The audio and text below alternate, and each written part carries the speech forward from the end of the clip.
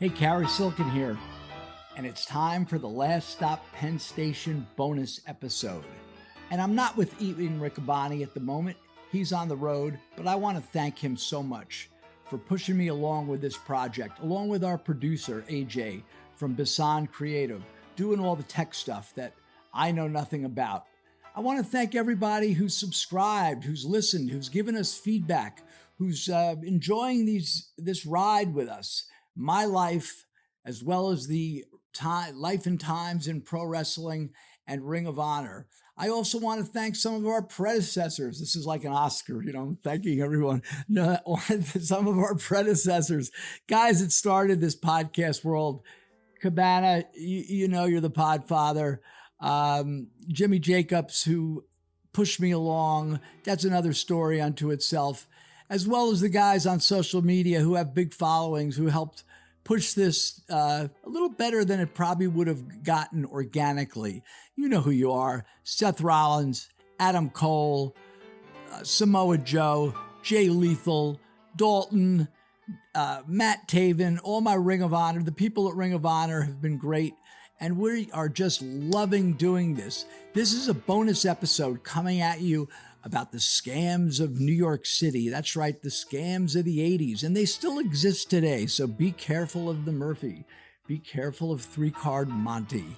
Enjoy this episode, and we're going to be coming at you Friday with regular old episode 5, where ROH goes to London and Brock's born for the first time, and a lot of good wrestling stuff in there, and some wild stories and some strange characters, because that's what we love about this, those characters. So once again, thank you, everybody. Enjoy the bonus episode.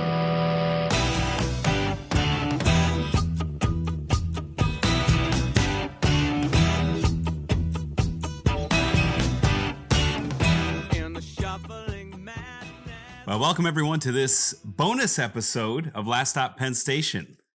The bonus. Right away, that has me off to my first thought of the bonus. The bonus. Would you believe we're going to be talking about some of my sales experience in this episode and my canvassing experience.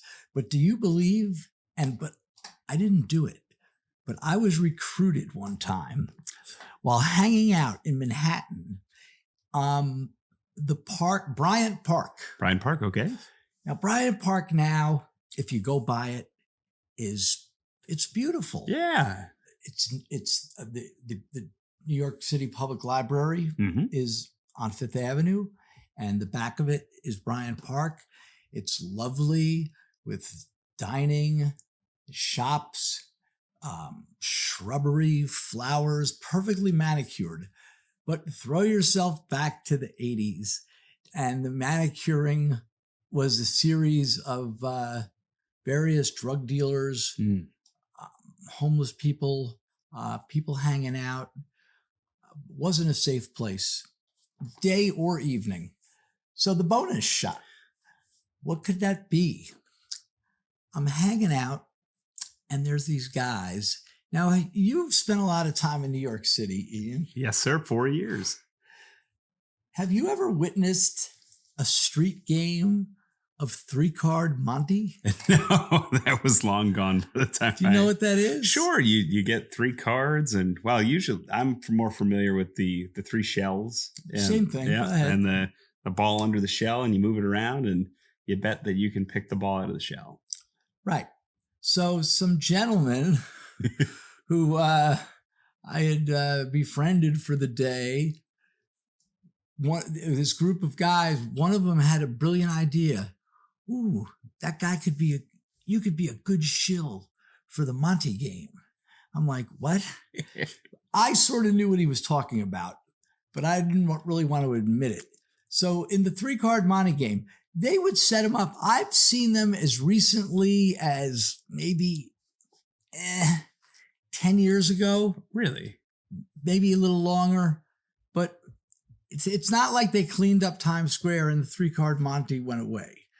So these guys would take a garbage can And well, they needed a table, a platform. They didn't walk around the table, so they took a garbage can and some cardboard, sort of like if you took a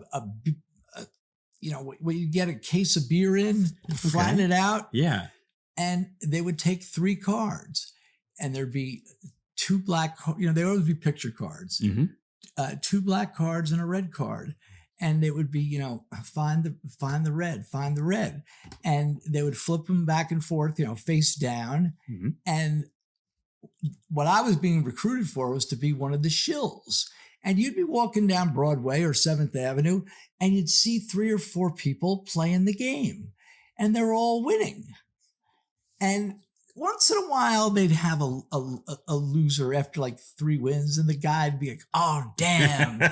But they, basically they're winning. So when they had someone stop, the guy who was running the cards would do it so slow.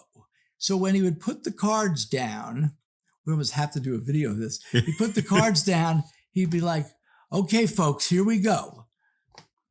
And he'd show you in his hand, black, red, and red's in the middle. Red is, you see it. Yeah. It's in the middle.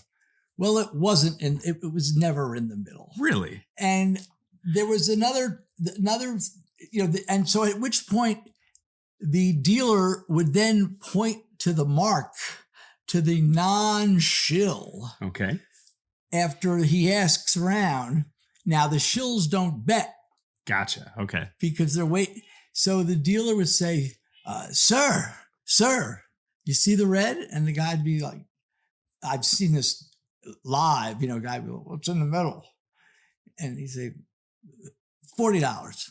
Wow. And he'd make them, and it would be put the money in my hand. Once they got the money in her hand, and it would always be black. So I was recruited to be one of these shills. And the game was explained to me in great detail, which isn't a lot. They would have tricks. Once in a while, they would flip the cards, and the dealer would turn around as if to the far left, say, like, "Sir, come here, get in this game." Well, while his attention was turned to the left, one of the shills would pick up the red card that was laying to the opposite side of where the dealer was looking. Wow. And bend the corner. So you saw not only did you, so you saw, the red card. Wow. Yeah. And then they would do it again, and it wouldn't change. And you saw the bent card wherever it was. Yeah. But invariably it was black. So I got a lot of questions. Where does the bonus game come? Right, we'll get to the bonus. When the poor rube, when the poor sucker, and people would bet it.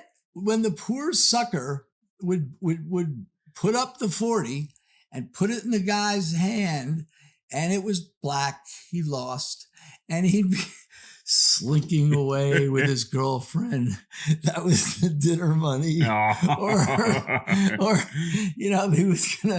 they were gonna go out down to the village for a few drinks after the show, whatever it was, or just was money. The guy, as the people were leaving, the dealer would always yell, sir, come back. I'll give you a bonus shot. That was the bonus. Wow, that was a bonus story. That's a bonus story. Well, what did you want to ask me about that? Sure. The police were the police on the take, or were they in on this? Were they some of the shows? I had a question for the guy who was recruiting me. Mm-hmm. What happens if the guy picks the right card? Right. You got to let somebody win, right? No. And you know what his answer was?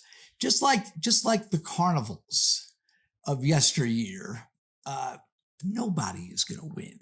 Really? He says to me, my man, unless it's a gorilla, a guy's like a brute. Yeah. We're not paying. And he says, if it is a gorilla, if the guy's a lunatic, 6'8", 350. Yeah.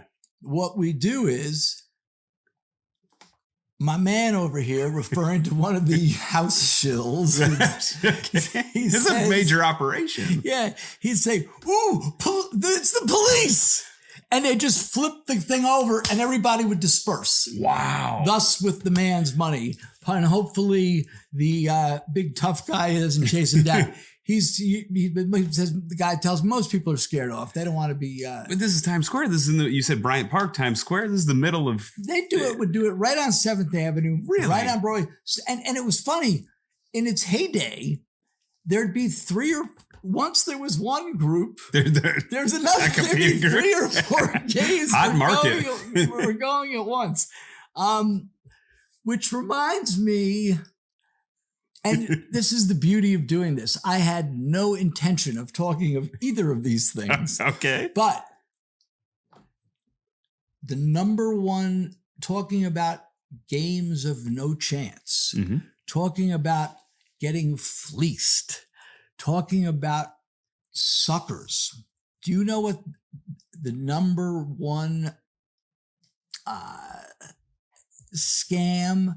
And then I'm not talking about, a stick-up guy. I'm not talking about someone who breaks the window of a car. I'm talking about fleecing someone. When you fleece someone, they're taking part in it. They're basically handing over the money. Right. But even more unbelievable and treacherous than the Monty game, which is just a quick boom, boom. I had this friend of mine, and I was aware of this story because another person I know got fleeced. But at one point in time, I had an apartment in Jersey City, and this guy I was friends with, we called him Bad Boy Bovaird. This is the first time I've ever heard of yeah. it. Yeah, okay.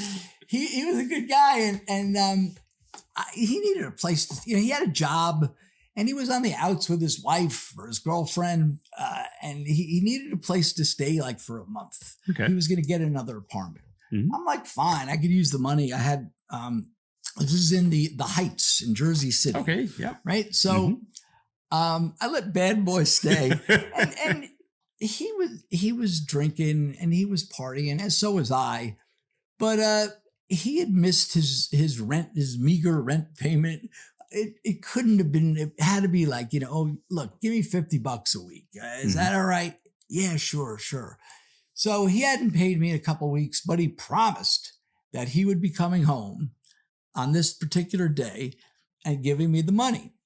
And he missed a couple of weeks, he's going to pay up. Well, he comes home, and he comes home late. And if you could, almost like the camel at this lowest with his head hung low. And it's like, oh. So Bad Boy, he comes in. Shame washed across his face. Shame and embarrassment. And at the same time, mixed in with this, is he's going to now tell me a story like I'm going to tell you and our wonderful listeners. And by the way, I'm so happy with the response we've gotten. It's been incredible. It thousands of listeners, feedback off the chart. We've been hearing from our friends Adam Cole, CM Punk, Seth Rollins, Jay Lethal, Matt Taven, Dalton Castle. They've all been talking about it. It's incredible. It's really nice. So Bad Boy. So goes from some good men to a bad boy. so he comes in and with his head hung low. Now, where I was going with this was, not only does he have shame, not only does he have regret, but this like, oh, I know what it was. I get back to thought. This is your job. Unbelievable. Because what he's going to tell me now is unbelievable, which circles back to the beginning of this, where I said this is one of the least reported scams. Because you're too embarrassed? So people that get fleeced in what I'm about to tell you don't report it to the police. And it goes under the name of the Murphy.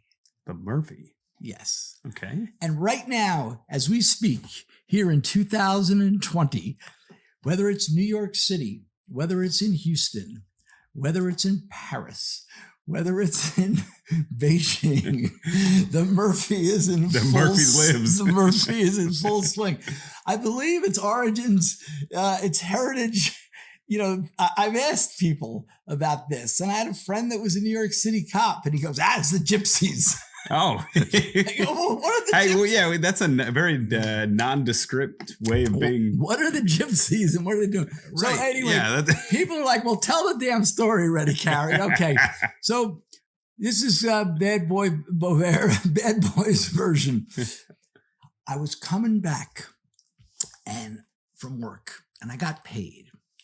And I cashed my check, and I was coming to the Paths train, and I think he was working like on 8th Avenue in the 30s, so he just had to walk to 33rd and 6th. You know the station, sure. And those right to Jersey City, right? Yeah, and those are sort of long blocks. They are in between 6th Avenue and 7th Avenue. Mm-hmm. So somewhere in there. And I'm listening like, oh, this is a bunch of shit he's going to tell me. Yeah, because he owes you money and you're thinking he's going to spin another tale. Right. So he says, look, you're not going to believe this. I go, look, you probably just snorted it up. Just tell me that you don't have it. He goes, no, I didn't. So I'm like, well, what happened? He says, I got robbed. I go, what? You okay? He goes, yeah, but I didn't. I go, what, did someone pull a gun on you? Or what happened? He goes, well, you're not going to believe what happened. I'm walking down 36th Street, and all of a sudden, I'm getting near 6th Avenue, and all of a sudden, a frantic woman stops me on the street, and she's speaking broken English. He goes, sir, can you help me, please? Help me, please. This is my first day in the country. Oh. And Mike's like, lady, relax. He goes, no, I've got to find my sister. Here's the address. I don't know where this is. Yeah. So Bad Boy says, look at the address. And he had a decent familiarity with New York City. And it's like 321 Maple Drive, New York City. So Bad Boy's saying, no, I don't know this address, ma'am. She's like, oh, help me. I've got a lot of money on me. I'm very nervous. I have a lot of, he's like, take it easy. Take it easy. This is the 80s. You don't be yelling out on the street. You have a lot of money on you. So Bad Boy tells me by the time what I just said was being dispensed by the woman, there is another man walking down the street, just a regular, normally dressed guy. And she turns her attention to this second man she starts this frantic, the same rap. Yeah. So now, and Bad Boy's standing there going, so I'm standing there and she's saying the same thing to this other guy and we're looking at each other. And he says the same thing, lady, cool it. So the guy comes up to me and says, did you ever see this address? He goes, well, not in Manhattan. Maybe it's in Brooklyn or maybe it's in Queens or the Bronx or Staten Island. Sure. But she's like, no, New York. They said New York. The lady said, it's in New York City. I got a lot of money on me. And now the other guy is telling her, and Bad Boy thinks this other guy is a straight. But he's a plant. Yes. Oh, yes. No. So the other guy says to Bad Boy, hey, listen, let's calm the lady down. Let's help her out. So she's got this paper with the address and a phone number. And so the two of them are now trying to calm this woman. She's being ultra frantic. Yeah. And it's, once again, this is not like it's 4 a.m. No, and there's like people going by. 5, 6 p.m. So the guy says, her guy number 2, or other guy says, lady, relax. There's a little coffee shop here. There's Dunkin' Donuts. Let's just go in there and we'll figure this out. And the guy says to me, are you cool with that? And he goes, yeah, whatever. Yeah. So we'll help the woman. So he says, so now I'm sitting at the table with the lady and the guy. And she's frantic and she keeps blubbering about having to find this sister, this relative, and she has a lot of money. And the other guy's saying, "Jump, lady, take it easy." And Bad Boy's telling her to calm down. And all of a sudden, out of nowhere, she goes into the bosom of her blouse and takes out a bundle, like a handkerchief she's got, "I've got a lot of money. And the guy's like, the other guy, number 2, is like, and put it away. Yeah. And she's like, "Oh, I'm very nervous." So she puts it away. And well, what happens is, and this is the part that is just why people don't report it, because what I'm going to tell you now, no one's going to believe people do. But Bad Boy did it, and hundreds of other people as we speak are doing it. Mm-hmm. What happens then is, after this frantic thing at the table, the lady pulls out and she says, "I trust you two. I trust you two. I'm going to go make a phone call to her, but I'm scared to go out on the street with this money." They're like, "Well, we'll go with you." No. I'll go. Here, you hold the money. You hold the money. And I'll go out. So at which point she unties the handkerchief. May have belonged to the camel. Right. Who we'll get to in a future episode. Yeah. One of the great characters. Known for his... Or you might have heard it already. Who knows when this will come out. But she unbundles the handkerchief and there is a fat roll of money in there. Wow. It looked like, many hundreds and hundreds Matt of Hardy dollars. Rolls. Yeah. Matt Hardy and Big. Yes. Yeah. Yes. Okay. And she says, and this is where Bad Boy says, "Now, Carrie, I know you're not going to believe this." She says to the other guy and me, "You guys hold the money, but put your own valuables in there with it." And the other guy's like, "What?" He goes, "Please. You have a nice watch on. Just put it with my money, and you guys just hold it. It'll make me feel better." Oh, Jesus. So the guy puts his watch in there. Because he's got no skin in the game. Right. And he puts in he's got like $25. Oh, Jesus. Bad Boy's check, he was working some part-time gig. It might have been $150 or something. So he just says, "I don't know why I did this, but I just took my wallet and I just put it in there." And so now the bundle is tied back together. The handkerchief. Oh, Carrie. And it's sort of sitting on the table. And the lady says, "I'm going to go make the phone call." So she goes out. 5 minutes goes by. 10 minutes go by. 15 minutes go by. And now I'm sitting with this guy going, "Where the hell is she? We got all this money." And he's like, "Oh, this isn't right.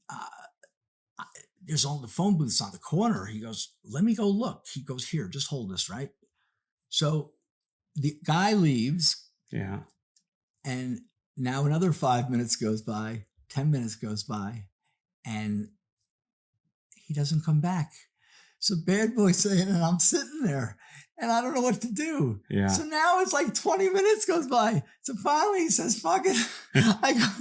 And before he went out to look for him, curiosity, he had the thing. He says, I stuck the thing in my, it was like in the fall. I just stuck it in my coat.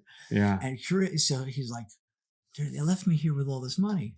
Well, before he left the Dunkin' Donuts, he takes the thing out.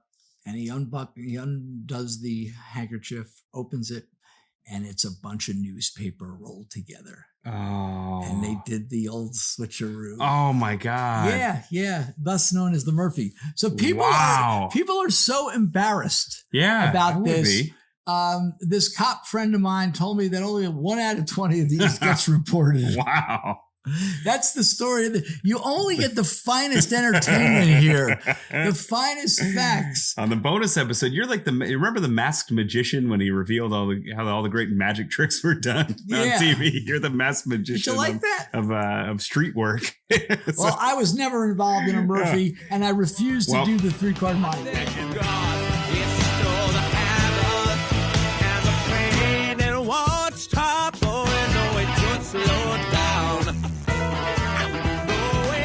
You for listening to Last Stop Penn Station podcast. Rate, review, like, subscribe, and share on your favorite platform. Connect with us on Facebook, Instagram, and Twitter, or at laststoppennstation.com.